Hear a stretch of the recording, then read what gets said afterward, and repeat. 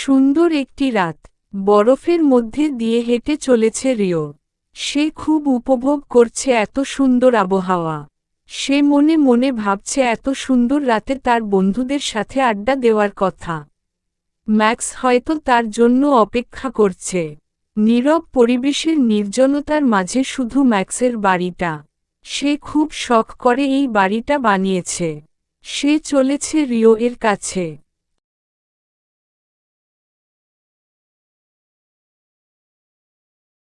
Rio এসে দেখতে পেল ম্যাক্সও আসছে।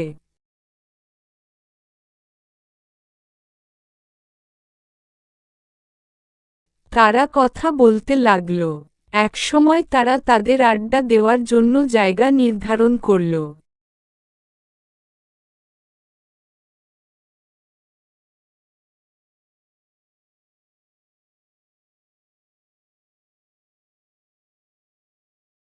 তারা টবিকে তার বাসা থেকে নিয়ে বেরিয়ে পড়ল।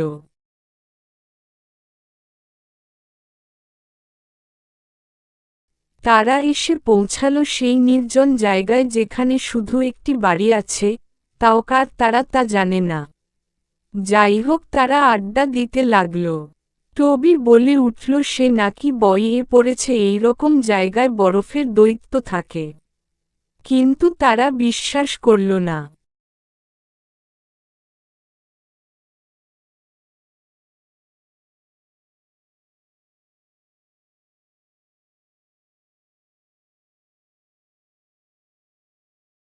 তারা গল্প করছিল, হঠাৎ দেখে সামনে দৈত্য। টবি অজ্ঞান হয়ে যায়। ম্যাক্স দৌড়ে তাকে ডাকছে।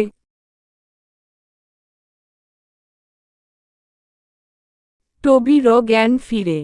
দৈত্যটি বলে উঠল, তোরা কেন আমার জায়গায় এসেছিস? চলে যা, নয়তো আমি খেয়ে ফেলব।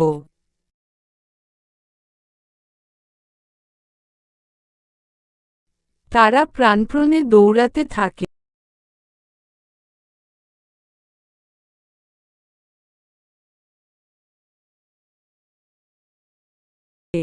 দৌড়াতে দৌড়াতে একটি বাড়ির সামনে এসে বসে পড়ে।